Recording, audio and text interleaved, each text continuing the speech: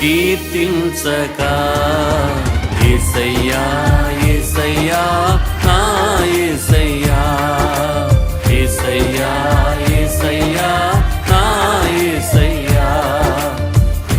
అందరూ పాడదాం, యేసయ్యా అని హృదయపూర్వకంగా ఆరాధన చేద్దాం. యేసయ్యా యేసయ్యా నా యేసయ్యా.